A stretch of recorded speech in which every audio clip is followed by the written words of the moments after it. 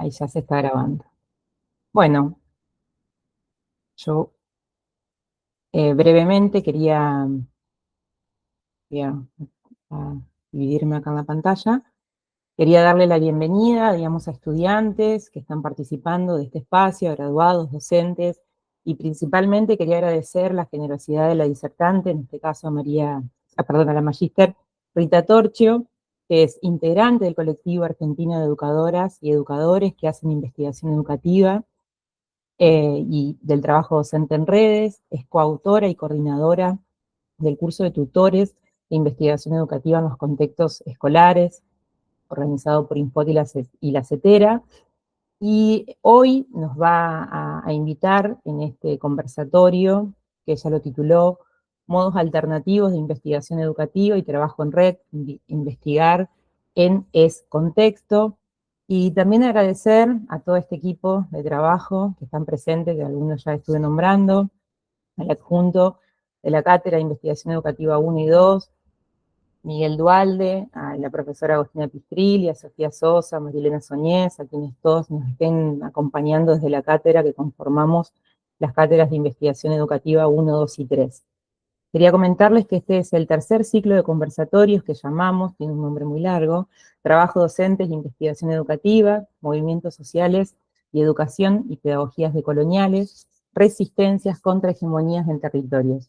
Este ciclo fue declarado de interés institucional por el Consejo Directivo de la Facultad de Humanidades, Artes y Ciencias Sociales. Estamos en la Universidad Autónoma de Entre Ríos. Como bien decíamos, los organizamos de las cátedras de investigación educativa 1, 2 y 3, y los profesorados, digamos, en los cuales trabajamos, son los profesorados de educación primaria, de educación inicial, de educación especial y de educación primaria con orientación rural y educación inicial con orientación rural en las sedes de Alberdi y de Almafuerte.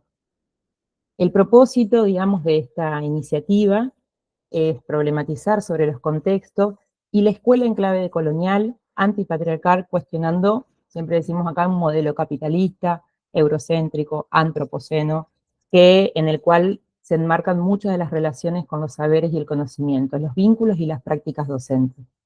Este ciclo también, y van a poder, digamos, nosotros vamos a seguir difundiendo en estos meses, va a continuar, digamos, con 4 conversatorios más. Nos va a acompañar María del Rosario Badano, que va a presentar el libro Nosotras en Libertad, para problematizar en el eje de derechos humanos y memorias sociales. María Pía Ceballos, que es activista travesti trans, que integra en mujeres, es integrante de la organización Mujeres Trans Argentina. También va a disertar en este espacio el magíster Miguel Dualde, que nos acompaña también, adjunto de la cátedra y secretario de Educación de la CETERA, y Enzo Culazo Grue, que es abogado ambientalista y participa también en la Asociación Argentina de Abogadas y Abogados Ambientalistas y el colectivo de Acción por la Justicia Ecosocial multisectorial de los humedales de Paraná. Bueno, decirles que sabemos que actualmente la realidad nos interpela y concebimos que una de las transformaciones o la clave de transformación para poder posicionarnos es conocer esta realidad y transformarla en iniciativa a partir de las experiencias alternativas. En estos encuentros intentamos visibilizar las voces de referentes de nuestra región en relación a 3 ejes: las memorias sociales, los derechos humanos, las identidades sociales, el género y las disidencias sexuales y las problemáticas socioambientales. En el marco de un debate epistemológico situado, pretendemos propiciar la construcción de lazos y el conocimiento de prácticas alternativas de mundo y el conocimiento de prácticas que problematicen la colonialidad del poder, el saber y en la especificidad de cada contexto escolar. Quería pasarle la palabra en este momento al adjunto de la cátedra, Miguel Dualde, y va a presentar a la compañera Rita. Hola, ¿qué tal? ¿Cómo les va? Buenas tardes. Bueno, muchas gracias por ser parte de este encuentro que se propone desde la cátedra, esta iniciativa, especialmente las compañeras de Investigación 1 que están ahí trabajando siempre en esta propuesta. Agradecerles de ampliar, ¿no? Y de pensar otros modos de comunicarnos y de formarnos a partir de desestructurar un poco, ¿no?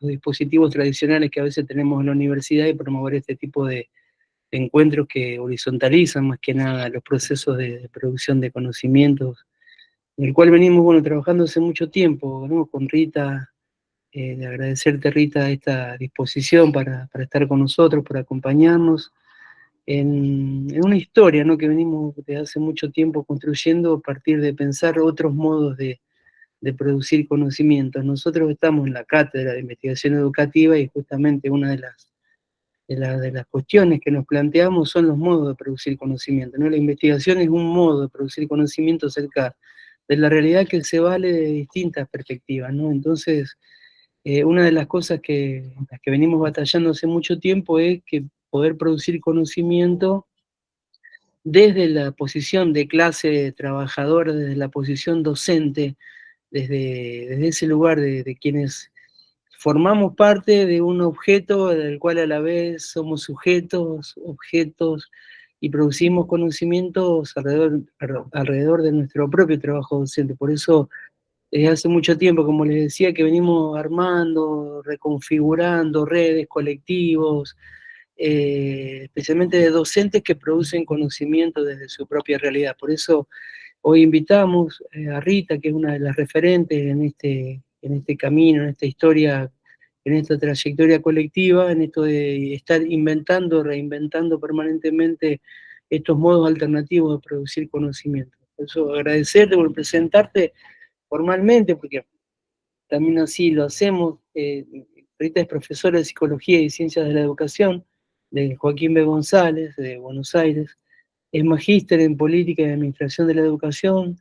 Actualmente es doctoranda en Educación en un programa específico de formación en investigación narrativa y autobiográfica, que es de la UNR, de la Universidad de Rosario. Es profesora de indagaciones etnográficas, narrativas y autobiográficas del campo profesional de la pedagogía y también de problemas de investigación educativa en la UMED, la Universidad Metropolitana para la Educación y el Trabajo.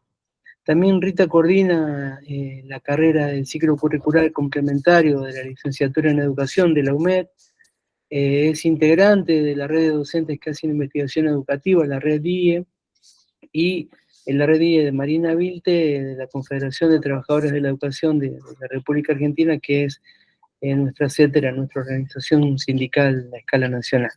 Así que bueno, sin más, Rita, porque te queremos escuchar a vos, te paso la palabra y te agradezco, bueno, y además muy fraternalmente, personalmente, agradecerte esta permanente disposición y militancia por otra educación posible. Así que muchísimas gracias, Rita, por acompañarnos en esta tarde. Te paso el micrófono y me callo. Gracias, muchas gracias. Sí, es verdad que hace tiempo venimos encontrándonos en los caminos, ¿sí? Y gracias en el nombre de ustedes, Natalia, Miguel y las compañeras del equipo, a la Universidad Autónoma de Entre Ríos, a la Facultad, ¿no? De Humanidades, Arte y Ciencias Sociales por esta invitación. Bueno, la idea es compartir y dialogar. ¿Están dispuestos? ¿Dispuestas? ¿Sí? Sí, sí. Bueno, entonces les voy a pedir, algunos ya vi que tenían un papel y algo con qué escribir. Ya está, Virginia, preparada, ¿sí? Los que no lo tienen o no van a buscarlo, ¿sí? Yo elegí compartir un momento de mi tesis de doctorado, ¿sí? Y voy a hacer como unas estaciones. Va a haber 3 momentos en los cuales vamos a detenernos unos segundos, ¿sí? Para hacer una práctica quizás prehistórica, vamos a escribir a mano. La idea es que ustedes formulen alguna pregunta, que escriban un comentario, ¿sí? Que tomen nota de alguna inquietud. Y después al final vamos a compartir. Bueno, ¿ya todos tienen? ¿Y todas, sí? ¿O no? ¿Están de acuerdo? Perfecto. Bueno, estupendo. Mi tesis de doctorado, que gratamente lo curso en la Universidad de Rosario, Esto vieron de los cruces de camino, se llama modos alternativos de investigación educativa y trabajo en red. Y voy a compartir con ustedes un modo en particular que he dado en llamar investigar en contexto, ¿sí? Voy a desarrollarlo contando la historia de un maestro de escuela primaria. Se llama Hugo, ¿sí? Y él trabajó hasta que se jubiló hace poquito en tercer grado de una escuela pública acá en Ciudad de Buenos Aires, que es donde yo vivo, de donde les estoy hablando. Cuando le pregunté a Hugo en un momento de conversación, ¿qué de tu vida te llevó a las puertas de donde estás hoy? Miren lo que contó. Nosotros éramos de una clase media baja. Mi papá era violinista de orquesta. Era un hombre muy particular. Le gustaba andar dando vuelta. Era un apasionado de la fotografía. Del lado de mi madre, mi abuelo Jorge y toda su familia eran empleados en una lechería en Dinamarca y se vienen a la Argentina por el hambre.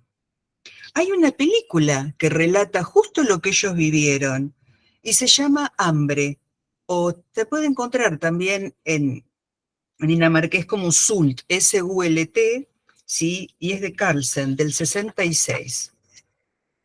Dice Hugo que él con sus padres y su hermano vivían cerquita de Once. Como no tenían mucho dinero, ya a los 8 o 9 años, en las vacaciones de verano e invierno se iban, él y su hermano mayor, al campo. Íbamos al campo de mi abuelo, dice. Mi abuelo Jorge. El campo estaba en Necochea. Él lo arrendaba, eran 500 hectáreas. En el kilómetro 33, el campo se llamaba Los Peludos. La tradición entonces, con mi hermano, que era 7 años mayor que yo, era ir a laburar al campo para juntar guita. Yo manejaba los tractores, a los 10 o 11 años me levantaba a las 5 de la mañana para ordeñar y recuerdo que terminaba el día recansado. Era una relación con la vida rural de ese entonces, no me refiero a la actual. Estábamos muy cerca de los animales, las vacas, los corderos, había que bañarlos, castrarlos, cosa que yo nunca hice solo, pero ayudaba y había que cuerear también. El trabajo más importante que hice en ese tiempo tuvo que ver con la cosechadora. Mientras trabajaba la máquina, yo iba caminando a su lado con un carrito y levantaba los granos que se caían de costado. Los juntaba y luego los llevaba a los hilos que tenía mi abuelo. También llegué a manejar la cosechadora y cosí bolsas para algunos cereales, porque, por ejemplo, mi abuelo destinaba unas hectáreas para cosechar granos para la siembra del año siguiente, cosa que ahora no se puede hacer porque los granos están patentados. No se puede hacer granos de los granos que cosechaste, que es el negocio de Monsanto y todos esos tipos que han hecho la semilla inmune a ciertos venenos que son tóxicos. En las vacaciones de invierno, yo volvía a trabajar al campo, lo cual era bastante feo porque ningún tractor o arado tenía calefacción. Los dedos te quedaban hecho pelota. Y los tractores no tenían dirección hidráulica, entonces por el barro se trababan si vos querías girarlos. Ya en ese entonces tenía 15 o 16 años. Hugo nos comparte sus recuerdos. Es una experiencia atávica. Lo primero que destacamos es que ella se entrama en la necesidad de vivir y sobrevivir. La de 2 hijos varones, de una familia humilde, con un padre músico y bohemio, que en la década de los 60 y los 70 tienen la posibilidad de traer un dinero a la casa para colaborar con los gastos y cubrir a la vez los gastos propios de estudiantes. También nos cuenta que manejaba los tractores, que se levantaba a las 5 de la mañana y todas las dificultades que tenía.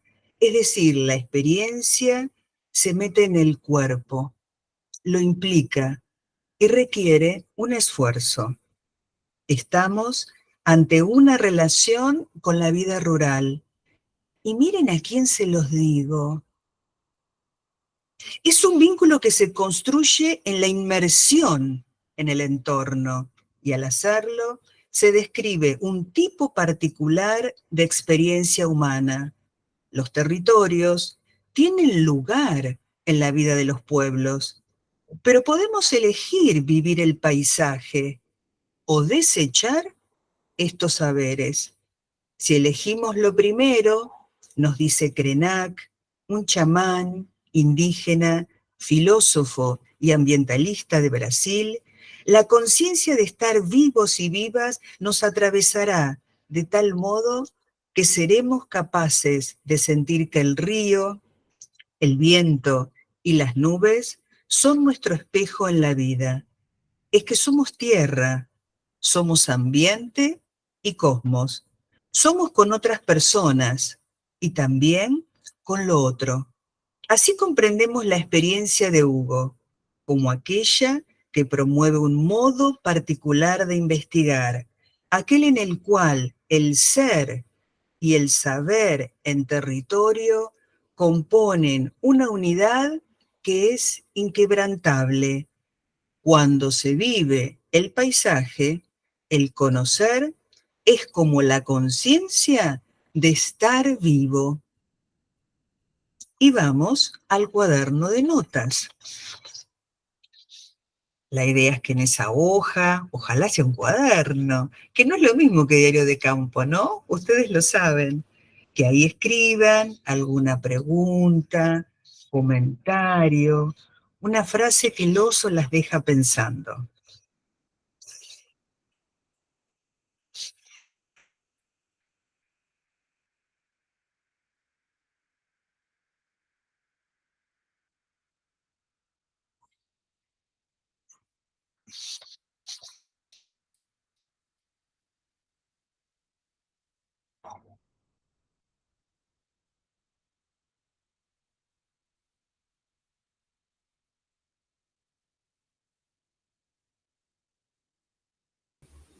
¿Se animan, Rita? ¿Sí? A ver, ¿alguien se anima a...? Ahora solo es escribir. Ah, bien, bien, bien, Es bien, una posta, un momento. bien, bien.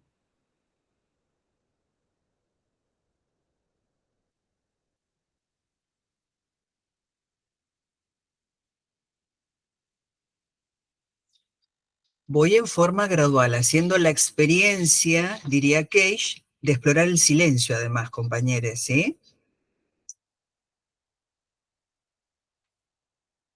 Hugo viaja a Necochea y allí sucede una experiencia que nos interesa en forma particular. Lo escuchamos. Mi abuelo Jorge estaba adherido a la Federación Agraria de Cooperativa de Agricultores Federados de Necochea. Y allí estaban las oficinas donde se clasificaban y vendían los granos, donde se debía llevar una muestra de lo que se cultivaba en cada terreno para que no se mezclaran los trigos. Es que hay una variedad muy grande. Está el trigo fideo, el trigo pan y tantos otros. Uno llevaba los granos en una bolsita y allí se pesaban y por el peso específico se sabía la calidad del grano, porque cuando vendés, una parte del precio está relacionado con la calidad del trigo. Entonces, la cooperativa te compraba tus granos y te daba una libreta donde se anotaba lo que se vendía y venía a funcionar como un crédito que te permitía poder comprar herramientas, semillas, gasoil. La experiencia acontece en la trama comunitaria de una cooperativa. Es como ver la cohesión entre la subsistencia y lo colectivo. Para hacer, para seguir haciendo, es necesario un nosotros, que en las palabras de Hugo toma la forma del crédito cooperativo. Comunidad y progreso económico se conjugan en simultáneo. Y hasta casi duele decirlo. Es así, aunque algunos hoy lo nieguen, porque parece que habitan otro universo. Entonces, el plural requiere de la institución, también de su organización. En este caso, del registro y clasificación de los granos, del crédito de dinero que hace falta para seguir desarrollando la labor. Observemos cómo funciona la cooperativa. El maestro nos cuenta, como toda cooperativa, la que dirige su funcionamiento es la asamblea y su organización es a través de comisiones. En invierno tenía lugar la asamblea de asociados. En un galpón abierto, medio viejo, se hacía una fogata en el centro y sesionaba la asamblea. Cuando entrábamos, mi abuelo se iba con el grupo de dinamarqueses y hablaban en su idioma. Yo no entendía nada y me enojaba muchísimo porque me hablaban así. Y ahora me arrepiento. En el galpón todos hablaban de diferente forma y en diferentes lenguas. Se escuchaba alemán, gallego, hasta quienes hablaban castellano tenían distintas expresiones. Era muy gracioso, con las manos hacían gestos diferentes. Se votaba presidente de asamblea como si fuera un sindicato, y mi abuelo era quien tocaba una campana para que se comenzara a hablar. Primero se aceptaba lo que había hecho la comisión administrativa anterior y luego qué hacer con lo que en el cooperativismo se llama excedente, porque en el cooperativismo no hay ganancia. Y además era importante saber cómo se iba a usar ese excedente. Muy bien, no me acuerdo, pero se llegaban a escribir las resoluciones de lo que se acordaba. Era muy divertido, estamos hablando de los 60, los 70. Esta cooperativa, nos cuenta Hugo, tiene que ver con el movimiento de los arrendatarios en Rosario, con el grito de Alcorta, la rebelión que sucedió en 1912, que buscaba ponerle punto a las injusticias que vivían quienes trabajaban en zonas rurales, y a partir del cual se fundan diversas cooperativas en el país. Comenzaron en 1880, las primeras. Mi abuelo habrá llegado al país, dice Hugo, entre 1902 y 1903, y se va a trabajar a la lechería del hermano, del que tenía la lechería en Dinamarca, donde él vivía, ¿sí? El primer destino de esa lechería fue Tucumán. Le ocurrió lo mismo que a los judíos, venían de cualquier parte del mundo, y acá los organizaban en el rubro y les daban los créditos para acceder a las herramientas. Pero también hubo situaciones de explotación. La experiencia cooperativa de Necochea habita las pluralidades. En los recuerdos del maestro, entre quienes participan de la asamblea, emergen diferentes lenguajes y modismos, pero que se encuentran y construyen en forma colectiva. Específicamente, sobre la organización de la cooperativa, Hugo nos cuenta que se votaba presidente de asamblea, como si fuera un sindicato. Se redactaban resoluciones, es decir, se organizaban tareas colectivas con el fin de encontrar una sociedad más justa y solidaria. Estamos ante una concepción que trata de posicionarse por fuera del paradigma dominante del capitalismo. ¿No parece hasta increíble? Hay algo que no es capitalismo. Hay un mundo donde no existen ganadores y perdedores, donde no hay ganancias o pérdidas. En el cooperativismo existe el excedente. No hay ganancias, nos lo explicó el maestro cooperativista. Y lo que excede se torna un asunto comunitario. En comunidad se decide qué hacer y cómo hacerlo. Así se produce la inscripción en un modelo diferente de sociedad. Estamos ante un conocimiento que logra identidad al ligarse a la existencia. Un conocer, pero no de repertorios, sino de saber hacer, un saber cómo. Y recordamos a Habermas, cuando reconoce un saber práctico que en el terreno de la acción nos produce una ligazón con la realidad. Un conocimiento que se desarrolla a partir inevitablemente de condiciones históricas y sociales. De aquí que este autor afirma que la praxis se desarrolla en la interioridad de una realidad en la cual tiene lugar la razón. Si pensamos en el conocimiento que produce la ciencia social, podemos definirlo como la posibilidad de creación de un puente entre la investigación y las necesidades que tiene una sociedad sobre el conocimiento. Esto es justamente lo que encontramos en la experiencia de la cooperativa. Aquí hay una conexión entre las necesidades de conocimiento de un grupo humano y la producción de los mismos. En sí misma, la experiencia se vuelve un caso testigo de que otro horizonte es posible. También encontramos un saber que se construye y distribuye de manera grupal. Este saber se direcciona a la praxis y es colectivo al tener lugar en una comunidad de práctica. Por otro lado, se articulan las dimensiones intelectuales, contextuales y sociales, y esta conjunción nos permite pensar tanto el mundo escolar como los saberes docentes. En Hugo, el saber con los pies en el suelo es lo que dimensiona el conocer y hasta lo trasciende y mejora. Por momentos parece que acá reside una verdadera educación, que este tipo de experiencias adquieren valor.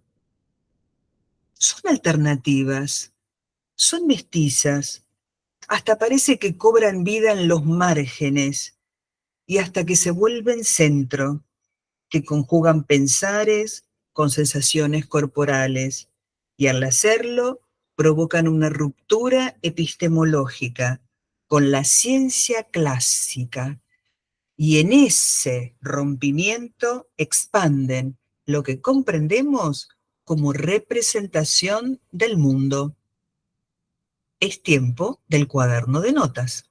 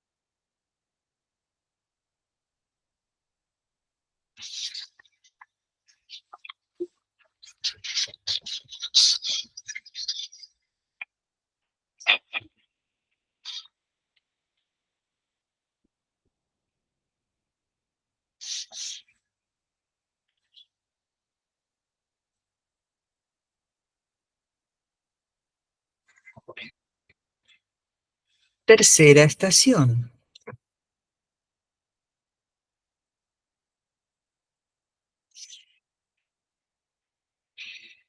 Estamos ante una vivencia que acontece en un ámbito privado y familiar, los campos de Necochea, y que se amplía, sus márgenes se abren y desde la intimidad se vuelve pública. Consideramos que para Hugo, esta experiencia lo cubrió del coraje y el entusiasmo necesario. Lo rodeó del amor inspirador de su abuelo para ser el maestro cooperativista que fue. Como él nos dice, yo desarrollé una cooperativa en el aula todos los años en que fui maestro. La cooperativa llevó por nombre Manzana Podrida y allí hacíamos, y allí todas las cosas que propusimos, yo imitaba lo que había visto de niño cuando acompañaba a mi abuelo.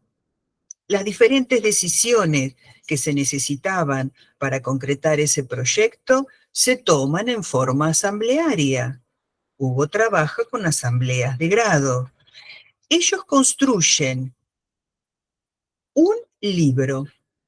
Cuando el libro se termina de escribir grupalmente, escriben cartas e invitan a personalidades destacadas, queridas, a la presentación del libro. También por carta lo envían por correo de regalo. La experiencia siguió por varios años. En Ciudad de Buenos Aires comenzó luego del inicio de la democracia, ¿sí?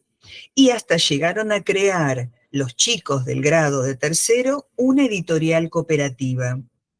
Ahora bien, es la sinceridad de Hugo la que nos permite acercarnos a un aspecto incómodo.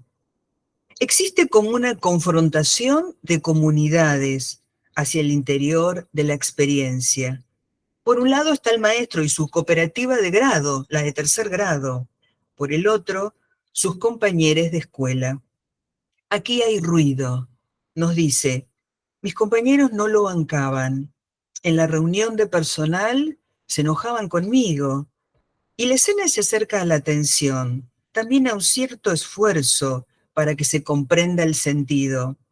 En la escuela nunca me entendieron. Nunca pudieron entenderlo. Algunos de estos estudiantes, los que pasaron por la cooperativa, hoy de grandes son bibliotecarios. Y yo escribí un libro sobre esta experiencia y cuando presenté el libro estuvieron y hablaron. La cooperativa, en algún sentido, se vuelve una isla. También un dínamo que provoca una génesis. Y es esclarecedor cuando Hugo trae la voz de un compañero de escuela. Cuando presenté el libro, invité a un maestro de la escuela, Juan Carlos. Cuando Juan Carlos fue, tomó la palabra y dijo que él se había sorprendido por las cosas que hacíamos, pero que él nunca se había animado a hacerlas. Y esto tiene que ver con las ganas, dice Hugo. Es querer hacer algo diferente, ni mejor ni peor, sino diferente. Es cambiar algo, es moverle la silla a alguien, es moverte de la silla para poder hacer. En este caso, la no participación de la acción colectiva se verbaliza como un no animarse a hacer. Un dato potente, ¿no? Una primera lectura nos hace pensar que en el sistema educativo se enuncia una práctica reflexiva, pero se niegan los espacios y los tiempos institucionales para que eso acontezca. Se proclama lo colegiado, pero por otro lado se conforma una matriz de desempeño que imprime al trabajo docente el atributo de una tarea individual y aislada. Probablemente han leído de esto. Acordamos con el argumento, pero es incompleto. No es solo una cuestión intrínseca a la matriz de desempeño, ¿o sí? No es la organización la dimensión determinante del hacer escuela, sino también nuestros modos de trabajo, los cuales tenemos aún muy pendiente de estudiar, investigar y revolver bastante. en particular la relación de cómo construir comunidad entre pares. Porque parte de la complejidad de la tarea docente es que el trabajo asume características singulares y muy diferenciadas si nos referimos a la docencia que si nos referimos a quien es estudiante. Hugo lo visibiliza al relatar el poder hacer de la cooperativa del aula, pero la escasa incidencia de esa práctica entre sus compañeros.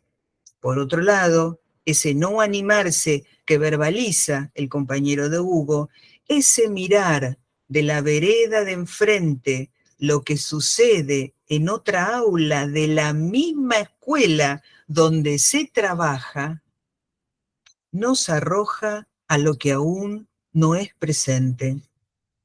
Nos preguntamos, ¿qué significa en la actualidad desarrollar una práctica emancipadora en la escuela pública? ¿En qué se diferenciaría de una práctica que enajena a docentes y estudiantes? ¿Por qué la práctica docente, a pesar de la intencionalidad de muchos maestros, maestras y profesores y profesoras, contribuye a reproducir la realidad social más que a transformarla?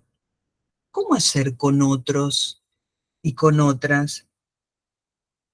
¿Cómo construir colectivizaciones?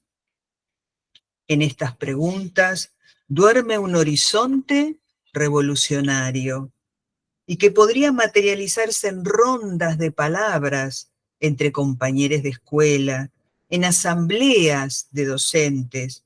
Podemos conversar, escribir juntas, juntos, en red, desarrollar modos alternativas de investigación, bien pegaditos al contexto.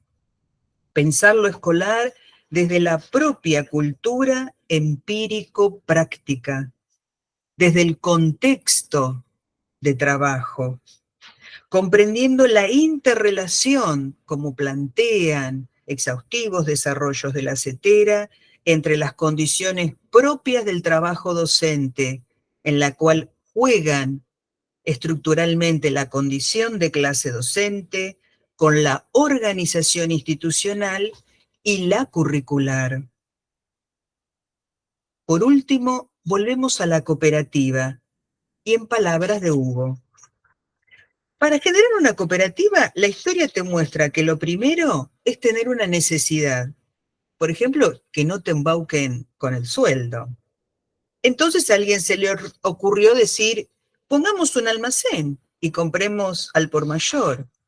Y lo que siguió fue una pregunta. ¿Quién nos dirige esto que armamos?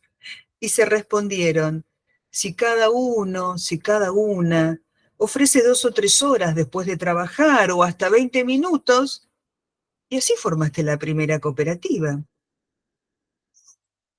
Última parada del cuaderno de notas.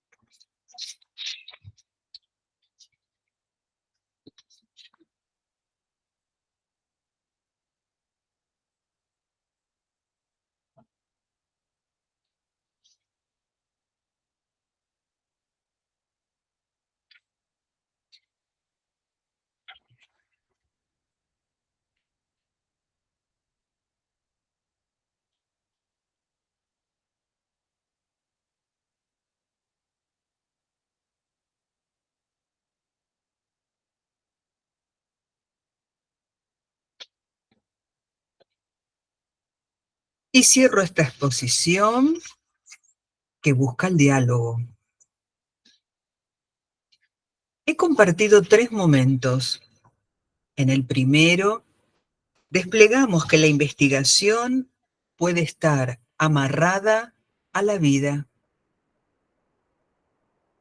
que es una elección amar la tierra y lo que ella produce, querer la tierra y el ambiente, cuidarlo, de que no lo degraden, contaminen o sobreexploten. Y entonces se puede volver, para alguien que incursiona en el campo epistemológico, estudiar educación ambiental. Ustedes tienen cerca a alguien que sabe mucho del tema. Se llama Graciela Mandolini, es rectora de la Escuela Agrotécnica de Casilda, Santa Fe. La pueden buscar en las redes y, ¿por qué no, participar de alguna de sus propuestas de formación? Investigar es amarrarse a la vida. En el segundo movimiento presentamos que la tarea que nos llama no se conjuga bien en singular. Lo que necesitamos son juntaderas, amucharnos, multiplicar, agrandar, ensanchar, extender, expandir, propagar, divulgar, ramificar, radiar, popularizar ancestralidades, cooperativizar, volar, engrandecernos. Necesitamos de las colectivizaciones en términos políticos y también en términos sindicales, como un modo de organización y capacidad de acción que nos permita darle forma a una agenda común de acciones, para que en estas tramas se puedan desarrollar investigaciones de trascendencia, investigaciones de las de formación, acción docente, investigaciones participativas que nos muevan a poder sentir, pensar y actuar en el mundo que tenemos.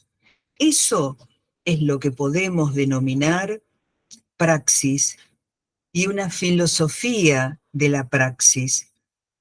En una reciente publicación de Massimo Baldacci, que lo tituló Más allá de la subalternidad,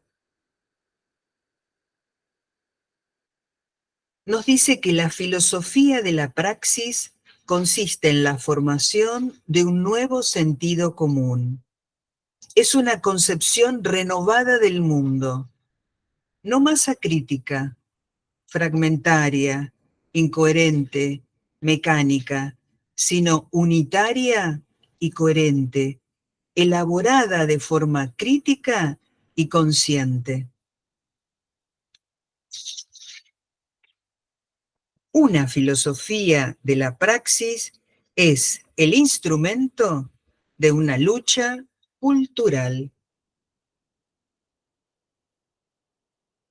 Por último, en la tercera estación, vimos de frente la realidad y nombramos uno de sus problemas, porque si los escondemos, poco vamos a poder hacer algo para vivir mejor.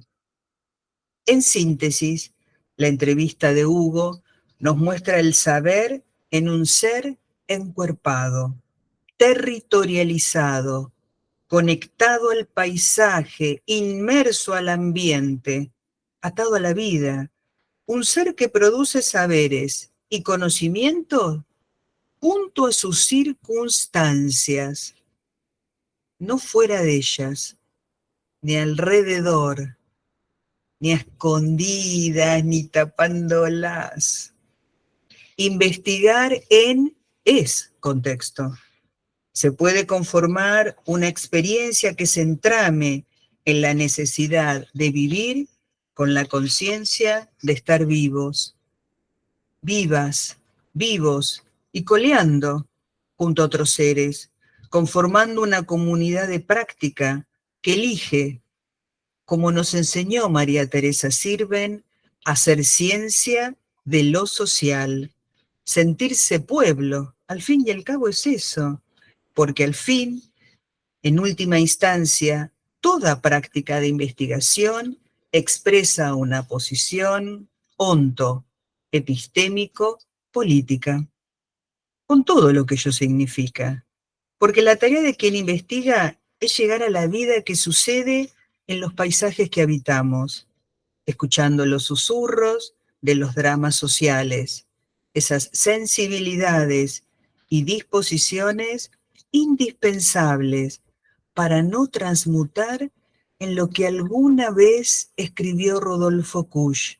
¿Qué? Una simple máquina que flota sola en el espacio. Muchas gracias.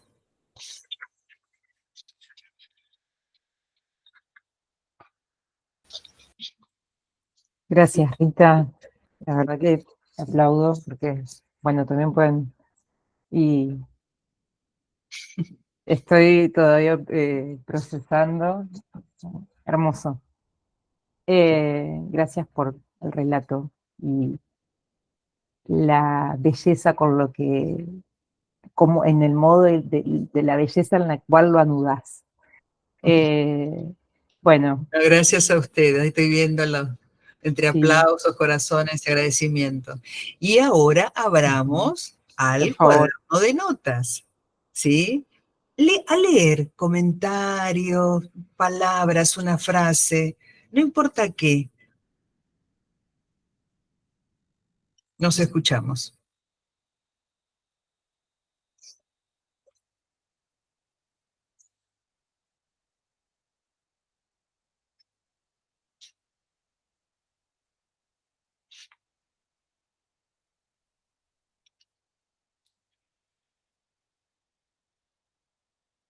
Sofía, ¿querés empezar? Dale, después sigue Virginia, Andrea sigue leyendo. Dale, Sofía. Buenas tardes, ¿cómo están? No sé si se me escucha porque estoy con un problemita de la voz. Yo me quedé pensando en esto que en un momento mencionabas en la primera estación, cuando decías esto de ser y saber y de cómo eso anuda ahí en el territorio. Y lo pensaba en términos de territorio como espacio, pero también ese territorio que nos habita y que construimos nosotros en ese ser. Y cómo eso conjuga ahí a pensar a las escuelas, a pensar a las prácticas, a pensar a cómo habitamos y de qué manera habitamos. Me quedé pensando en eso cuando te escuchaba, cuando ibas trabajando y desovillando y ovillando esas estaciones. ¿Podrías dar algún ejemplo, Sofía?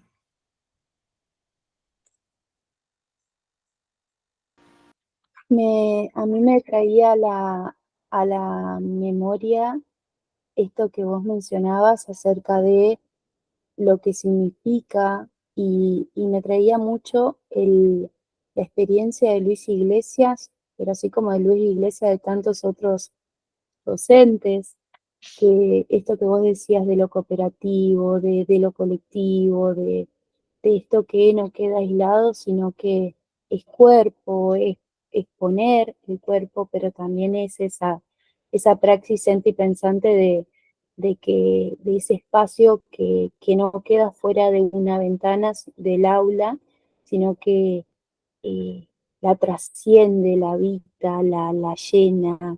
Me quedo pensando en eso y en esos, y sobre todo cuando vos recuperabas este relato de esos estudiantes que decía el maestro, esos estudiantes que, que recuperaban esa práctica de ese docente de tercer grado y lo que había significado para ellos ya adultos. Entonces eso me pareció muy significativo. Gracias. Virginia, ¿sumás tu voz?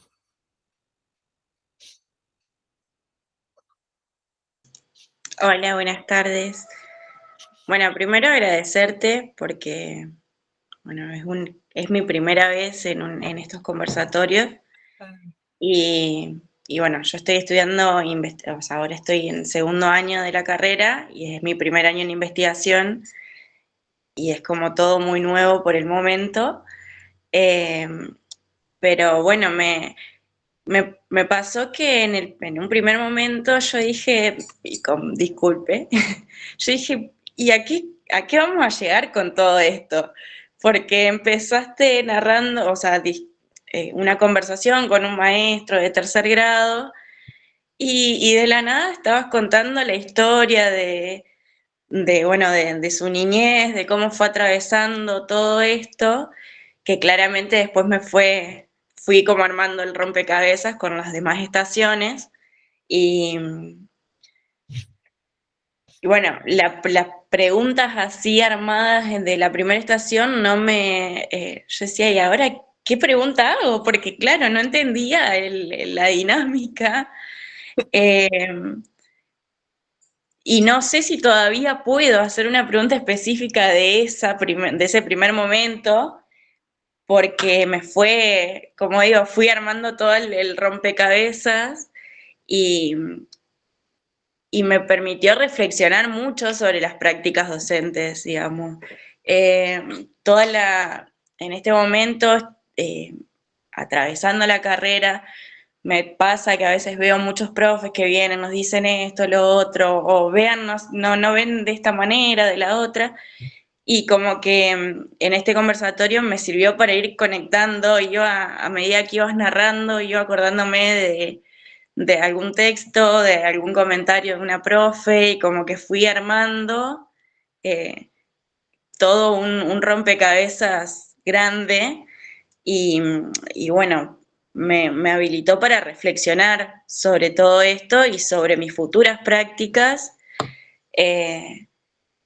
y más que generar preguntas, en realidad sí, pero no que puedan contestarse. Tengo que analizar yo misma eh, toda esta información y Seguro. reorganizarla. Gracias, Virginia. Y cuando estás en las escuelas, ¿qué es lo que más te llama la atención de la docencia, del mundo escolar? Bueno, yo recién mañana hago mi primer visita a la escuela, así que hasta ahora he ido como alumna y como mamá a las escuelas, pero es un trabajo que o sea, voy realmente haciendo día a día, porque estoy pasando de mi cabeza de mamá, de alumna, a futura docente, y es como que, no sé, lo que entré ayer a la escuela a ver, cuando llevaba a mi nene y cuando pasaban, digamos, situaciones, pensarla y repensarla desde otro modo y con otros conocimientos, es como que es- mi cabeza sería un revuelo de ideas y de Sí, pensamientos que voy armando recién, claro, pero porque bueno, te moves desde donde ves la escuela, ¿no? Es como ser humano, ¿no? Como mamá, sí, no como mujer, como te moves del lugar donde estás. Profundo, exactamente. Sí, profundo. estoy en un torbellino de pensamientos y tratando de ver las cosas desde otro lugar, de correrme, Bien, bien, para empezar a armar, no sé, ronda de palabras, ¿no? Entre ustedes cuando vuelvan después de esas experiencias. Gastón, ¿querés comentar algo? Que ahí vi que te conectás, que abriste la cámara. Hola, ¿cómo están? Sí, estaba justo saliendo de la escuela y de camino escuchando. eh, Me gustó la forma de narrar, porque siempre estamos acostumbrados a esas ponencias que son más técnicas y esto fue más poético. Entonces fue como pensar la investigación también desde las poéticas.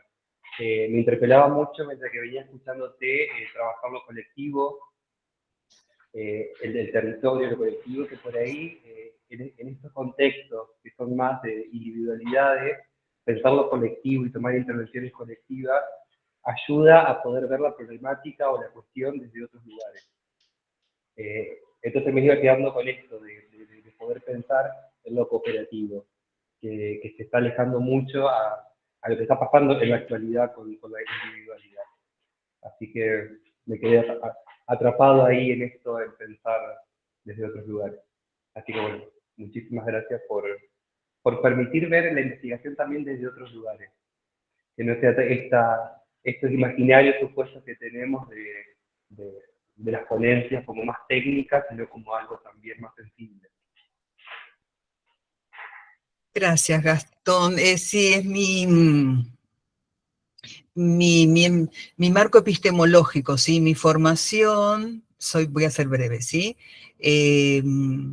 Donde tiene mucha presencia desarrollos de Luis Porta, por si después quieren leer, de María Marta Yeday, de Francisco Ramallo, que son investigadores narrativos de la Universidad de Mar del Plata, que vienen de distintos campos, ¿sí? Trabajan fuertemente sobre la premisa que hay aspectos de la realidad que las palabras no pueden expresar, menos los desarrollos teóricos conceptuales más clásicos, mucho menos los positivistas, entonces que es necesario tomar el lenguaje, los lenguajes sensibles, estéticos, artísticos, musicales, porque la experiencia no solo llega a través de las palabras, es muy, muy interesante, ¿sí? Entonces es una incursión que te lleva a recorrerla, ¿sí? Desde otros lugares. Bueno, ¿vos trabajás con el arte, Gastón, además de que Depende de las situaciones, y trabajo como en muchas escuelas, en muchas actividades distintas, y por ahí sí trato de buscar el arte como una alternativa Bien, ¿y para vos pensar la tenés alguna educación. práctica artística? No, yo soy profe en educación especial y no estoy trabajando en la modalidad, sino que en terciarios, y ahí tratamos de utilizar alternativas para pensar la planificación, buscar experiencia con la música, con los sentidos, el tacto. eh, y bueno, después el resto sí, en otra de las cátedras también sí trabajamos mucho lo lúdico y cómo conocer la realidad desde lo lúdico. Bien. Entonces ahí sí estamos mucho más atravesados, que es Escribí un el turismo. artículo que seguramente sí, lo lúdico es sumamente potente, que quizás a través de Natalia pueden acceder, que trabajé sobre el río, hice un desarrollo epistemológico a partir del río. Pero abren otras porosidades, abren otras porosidades, sumamente potentes. ¿Quién más? ¿Melissa? ¿Antonella? ¿Andrea? ¿Agustina? ¿Sofía? Ya habías hablado, Sofi, sí. Hola, ¿cómo están? Bueno, mi nombre, la mayoría capaz que los conozco, los profes. Soy estudiante del profesorado de educación primaria con orientación rural en Almafuerte, en La Picada. Y la primera pregunta que me surgió anotar fue, no sé si la copié tal cual, pero ¿qué de tu vida te llevó a las puertas de hoy? Y por ahí se me ocurría preguntarle a usted qué la llevó al lugar que está hoy. Bien, es una pregunta que tiene mucho trabajo, Tiene mucho trabajo. Son distintos momentos, pero cuando uno está en una tesis de doctorado, de hecho mi directora de tesis me sugirió que escriba un artículo sobre cómo llegué a esa pregunta, porque mi primer diseño, no sé, debería tener 60 preguntas, yo no trabajo con categorías ni dimensiones de análisis, bueno, trabajo con núcleos de sentido, tramas, pero bueno, sí tenía un trabajo, cuando ustedes aborden, ¿sí? Lo que son los instrumentos, sumamente pormenorizado, y cómo trabajaba fuertemente, indagaba sobre la experiencia de vida y profesional. Bueno, la verdad que las preguntas son puertas, hay que saberlas y aceptar que uno le va a llevar tiempo. Pero las tesis de doctorado tienen otras dimensiones temporales, no quiero decir para no preocuparlas y preocuparlos, son otras dimensiones temporales, ¿sí? Uno se da el gusto de trabajar por meses o por años con sus diseños y con el objeto, y y, y quererlo, y es verdad, sentirlo y respirar junto a él sin dejar que a uno, sin dejar llegar al hartazgo, ¿no? Eso uno tiene que tener siempre esa capacidad para seguir, vieron que en mi primera estación definí la investigación como vida, cercana a, no, vivir la investigación. Entonces uno podría decir, ¿qué es eso? No era una acreditación solamente. Entonces, si esa pregunta es muy potente, bueno, y yo las quise compartir con ustedes, pero quizás necesitaría un artículo para contar cómo se construyó de esos primeros bosquejos, cómo se trabaja con una pregunta y lo que puede producir, ¿no? Lo que puede producir en lo que es el trabajo de campo. ¿Sí? También en esta línea que quizás les sirve, si bien sé que hay 3 cátedras de investigación, esta entrevista no estaba prevista en el diseño original. Me pasó algo muy parecido, que también lo está publicado en la tesis de maestría. No estaba prevista, ¿sí? Lo que me sucede es que en el análisis documental, ¿sí? Llego a un libro, es un libro que tiene, uno llega a muchos libros, ¿no? Pero hay uno que tiene, que tiene una experiencia, ¿sí? De esta cooperativa de aula, y yo me encuentro con una foto. Ahí se llega a ver. No la quise proyectar porque no es muy, no al ser una publicación en blanco y negro. ¿Qué observan ahí? Una fotografía, ¿eh? En todo el libro, como dicen los chicos, porque no estoy en el momento de la investigación. ¿Qué observan?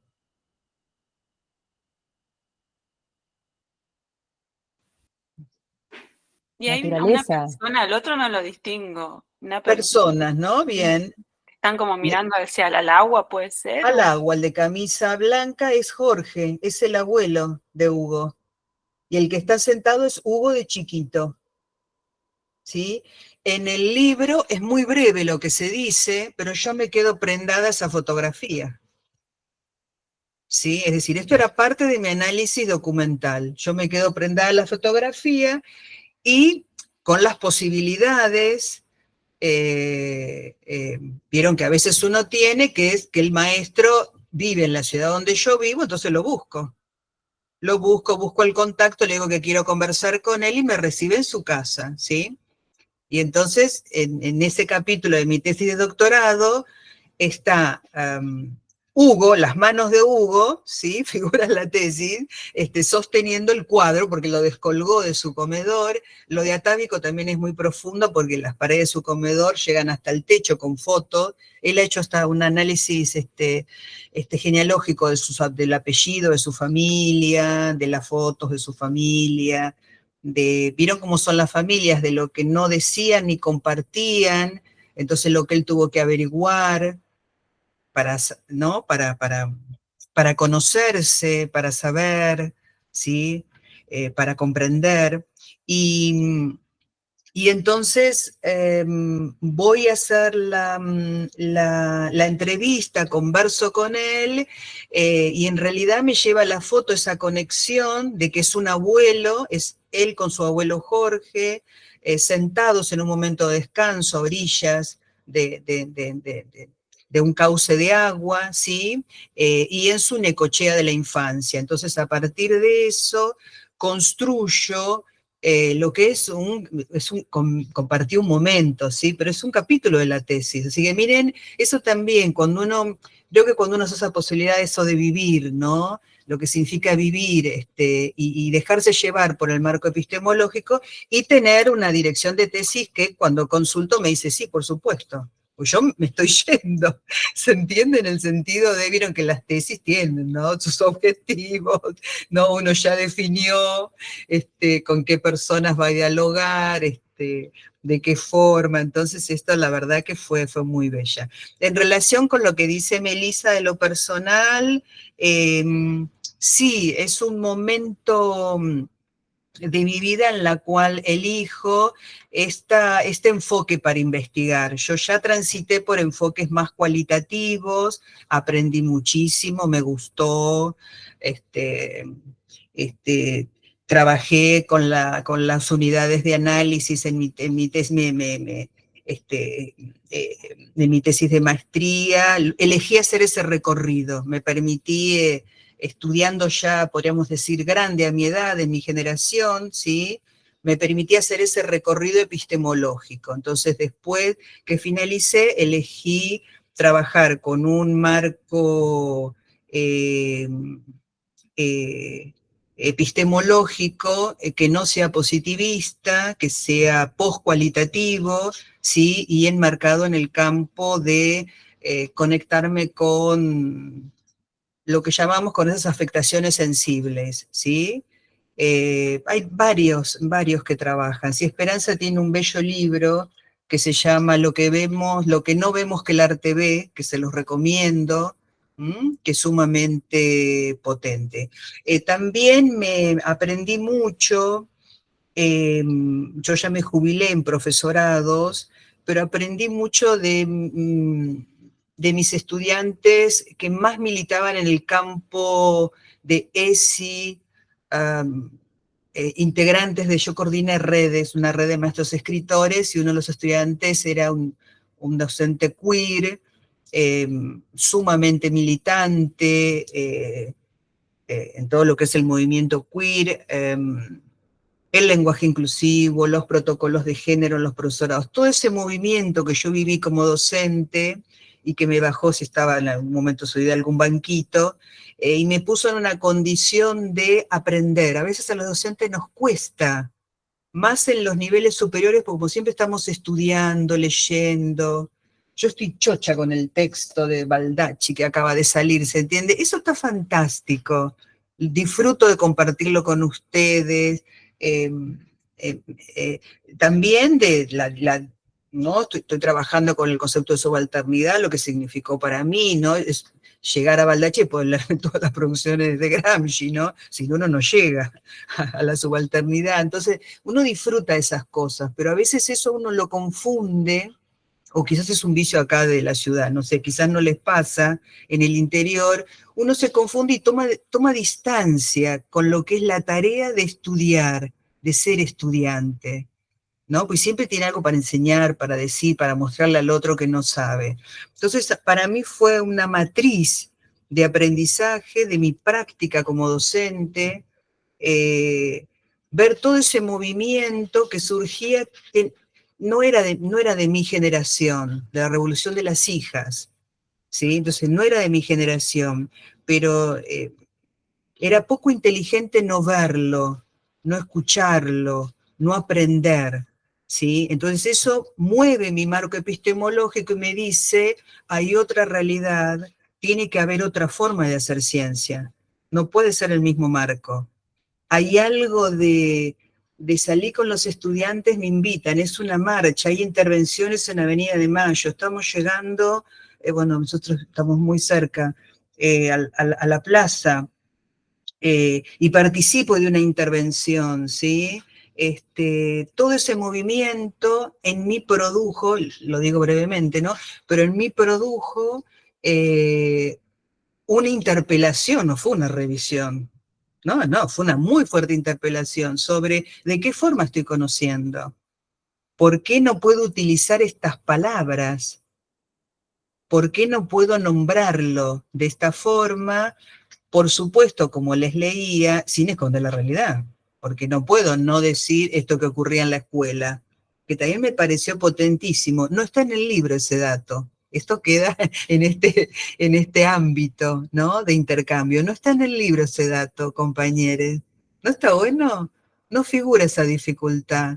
Y el dolor, ¿eh? Yo sentía esa cosa que le pasaba a Hugo, porque había compañeros de él que lo estaban mirando de enfrente, en la misma escuela, de enfrente del aula, ¿no? Entonces ahí, bueno, pero me extendí un poquito, pero no, porque no quería esquivar esta pregunta, pero vieron cómo la investigación es un campo muy interesante, porque ustedes lo están tomando como una cátedra, pero después quizás se arma alguna red, o siguen vinculados a la universidad, o junto con las cátedras comienzan a desarrollar un grupo de investigación, sería estupendo, ¿sí? Con algún tema, ¿sí? Que les interese, que quizás, vieron, no es lo que están los programas, ¿no? Porque los programas tienen otra lógica.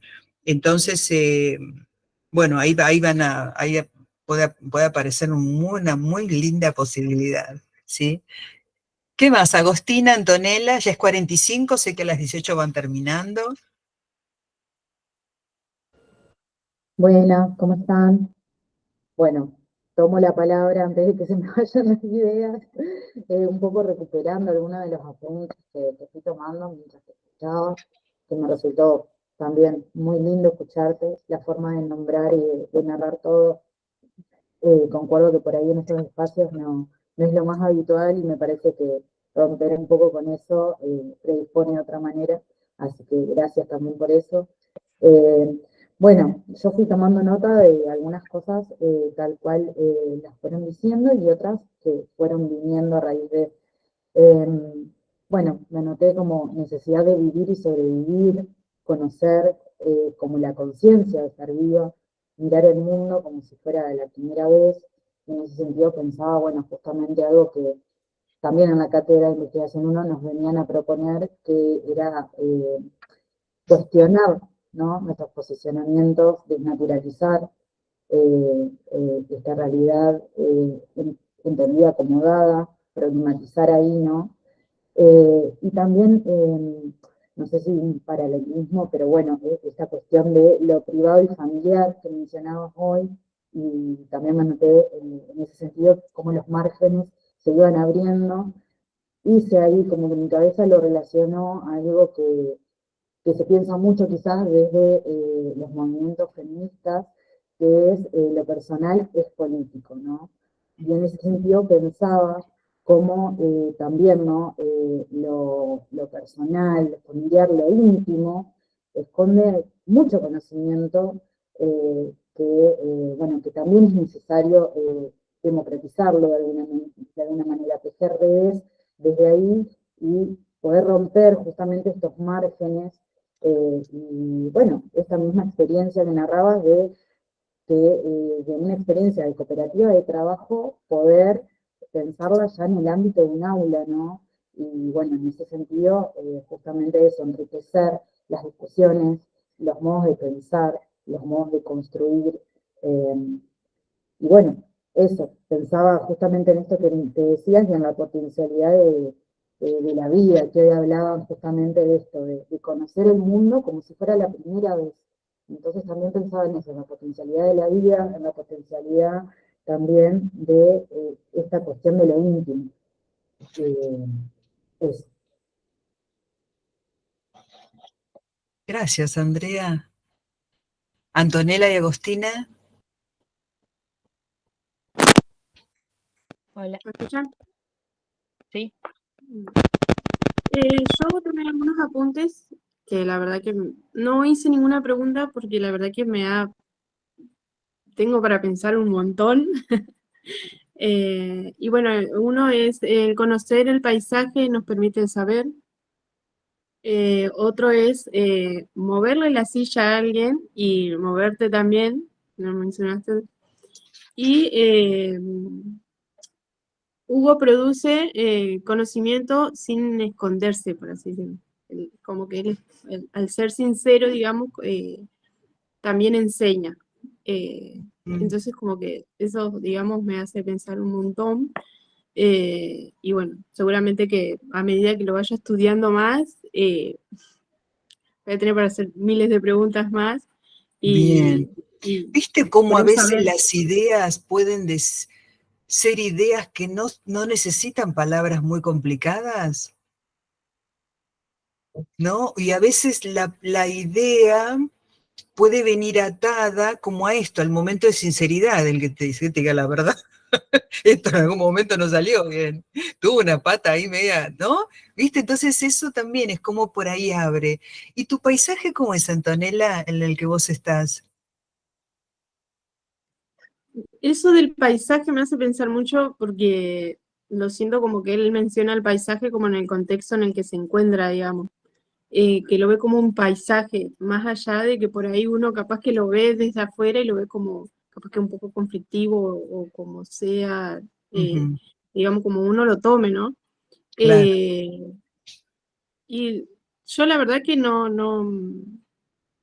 sabría cómo, en este momento no sabría qué, qué responderte a esa pregunta, pero ¿Vos en qué ciudad estás? en Paraná.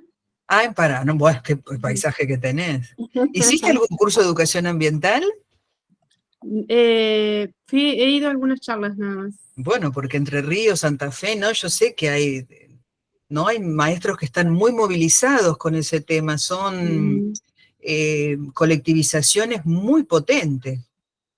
Por no entrar, ¿no? Porque estremecen el trabajo comunitario, barrial. Sí, gracias, Sí. Antonella. Y Agustina, Gracias a supongo que vos. es Agostina. Agos, sí. Hola. Me quedé como, bueno, escuchando aparte de tu relato hermoso, bello en las palabras, también lo que aportaban las compañeras. Y bueno, yo lo que tomé nota, que me pareció súper interesante, esto de investigar es amarrarse a la vida, ¿no? Y necesitamos colectivizarnos, por otro lado, que en este contexto me parece que cobra una relevancia Bien. súper importante. Y bueno, yo trabajo en investigación hace muchos años con las compañeras.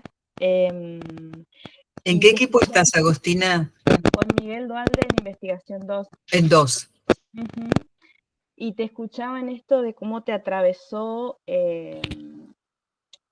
digamos, la cuestión de participar en digamos, en las movilizaciones y demás.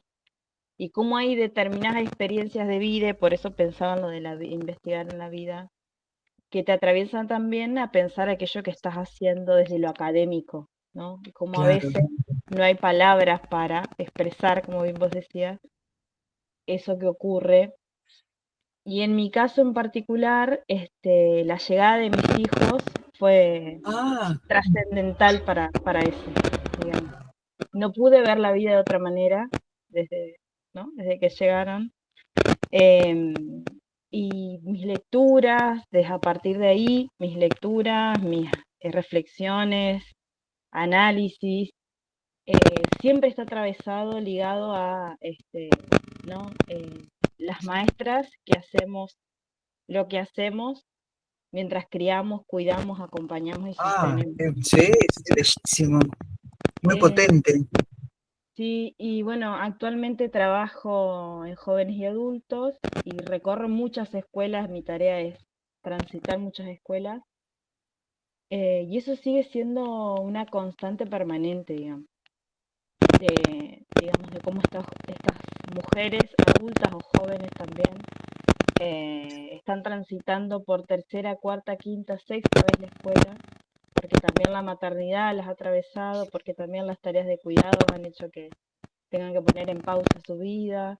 Eso la verdad que tiene como, por lo menos en lo personal, una potencia interesante y me permitió también ver, nosotros en Investigación 2 trabajamos mucho sobre la categoría de trabajo docente y entonces permanentemente, por lo menos yo desde lo personal, estoy mirando esta cuestión de lo feminizado de nuestro trabajo y de qué poco se tienen en cuenta estas cosas al momento de pensar nuestra tarea y lo que hacemos en las escuelas, ¿no? Bueno, no sé por qué me fui por ahí, pero No, por me vos, porque nos llevó, hablabas, nos concediste hablar de vos. Sí, sí, me sí. llevó ahí, me llevó ahí. Sí, sí, es muy... a mí me parece que vieron esto que traía, no, que ustedes trabajan muy bien en la cátedra, conociendo a los docentes que tienen, la importancia de ese momento de desnaturalizar y hacernos preguntas. me parece que lo que no le dimos unos cuantos revisiones más bruscas, es a por qué separamos el ser con el saber, que fue el primer comentario. Nosotros separamos brutalmente, asesinamos, no se pueden juntar nunca, y lo que está haciendo Agostina es eso. Se conectó, por eso compartió lo que para ella significó la maternidad. Qué bueno analizar ese texto de Meruane contra los hijos, ¿no? De Lidia, tan bello como escribe. Es una escritora, pero fue educada, nació en un ambiente de médicos, padre y madre médicos. Su campo es la literatura, pero es muy interesante porque la invitan a congresos de medicina, ¿sí? Tiene novelas sobre órganos en particular, ¿no? Pero con la maternidad es un tema muy interesante, escuchar la de la maternidad, o escuchar desde la perspectiva queer, ¿no? Las malas, qué novela, no sé si trabajan con novelas, pero no se priven de abordar alguna novela en las cátedras, la de Camila Sosa Villada, bueno, es fantástica, ¿no? O la China Iron, es decir, hay mucho material que uno podría trabajar, ¿no? Con Natalia hemos trabajado con Hus, con Bell Hooks, con Susie Shock, ¿sí? Con Marlene Guayar. Me parece que nos provocan un aporte y un movimiento, que es lo como yo les decía que pensaba que con toda esa movida de mis estudiantes no podía tener mis mismos marcos epistemológicos para conocer, ¿no? Con todo ese torbellino que estaba aconteciendo, ¿sí? Así que me parece que sí, ya cerrando, que acuerdo con ustedes la importancia de desnaturalizar, me parece que hay que preguntarnos por qué no reunimos el ser con el saber. Esa es una pregunta central, quizás esa es la dificultad que tenemos, quizás eso produce que se pueda decir cualquier cosa en este momento, cosas que no representan y se ajustan a la realidad. Es una pregunta que yo me hago. ¿Por qué se pueden nombrar cosas que no existen? ¿No? Que no están en la realidad. Y me parece que hay mucho que tenemos que trabajar sobre conectar el ser con el saber. Y se acuerdan esto que traía de Habermas, ¿sí? Que la necesidad que tiene una comunidad sobre el conocimiento tiene que tener relación con la producción, ¿sí? De ese conocimiento. Y ahí se cruzan interesantes campos, ¿sí? Como pueden ser las nuevas lecturas, como dice Baldacci, ¿no?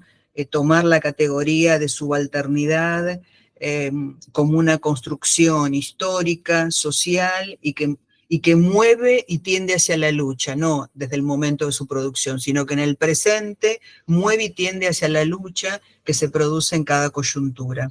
Y lo último, bueno, anhelo que armen una red, no veo las horas, que armen una red, de egresados, hay muchas redes muy potentes. La red de docentes que hacen investigación de la escuela, la red I nació después de un curso de formación, siempre recordado como altamente potente, qué bien que lo hicieron, la verdad que era un gusto lo que aprendimos, y terminaron con una publicación, como suele ocurrir en muchos grupos, y después que publicaron el libro se dijeron, ¿y ahora qué hacemos? Esto no puede haber terminado. Entonces se empezaron a reunir cada 15 días, y ahí se conformó la red. Pero me parece que sería estupendo, si bien es una idea que comento, sería estupendo que si buscamos, ¿no? La subalternidad tendría que ser gestada desde el cuerpo de estudiantes, ¿no? Justamente para poder transitar en ese lugar de que los docentes que siempre nos gusta tanto dar clase, nos guste también aprender, ¿sí? Bueno, ahí levantan la mano y yo le doy la palabra a Natalia. Bueno, agradecerte la generosidad, la amorosidad, el relato, la narrativa y la resistencia de pensar otras formas de hacer investigación que tienen que ver, me parece, particularmente desde estos puentes, ¿no? Entre ir armándolos desde esta colectividad. La verdad que nos quedamos así como con el corazón lleno y con la posibilidad de seguir pensando y tramando contrahegemonías, ¿no? seguir transitando esta noción que lo marcaste y a mí me atravesó, digamos que es una práctica emancipadora, ¿no? Y es una pregunta que debería tenerla o tenérnosla como esta recurrencia, la ronda de palabras, las asambleas, el escribir juntos, bueno, momentos que nos hacen más humanos también. Y bueno, agradecerles a todas, a quienes se han conectado, a quienes se han dado el tiempo también, porque este es un tiempo en el cual necesitamos de estos espacios, y nos vamos a estar encontrando en el segundo conversatorio, y quedará eso pendiente ahí de la red que propone Rita, que es una idea para también hacer de este moverse de la silla, decíamos, en este ejercicio de construcción de ciudadanía universitaria, de ser maestras y maestros que estamos en un ejercicio de formación constante, que es una trayectoria y es una vida misma, tanto la investigación como el ser maestras y maestros. Bueno, gracias, Rita. A ustedes, dejo mi correo por si quieren Por favor. alguna ampliación más, ¿sí? Y Helman escribió, afuera llueve, pero el mundo está por hacerse. Gracias, Rita. Así que a la creación, ¿eh? Vamos. Muchas gracias. Chao. Chao, María Elena, Virginia, Natalia, José, Sofía, Aldana, Gastón. Son un montón, eran como Lagos, 66. Martina, sí. Sí, un montón. Bueno, gracias por todo, a todos. Y A todas. vos, Natalia. Bueno, voy a ver acá.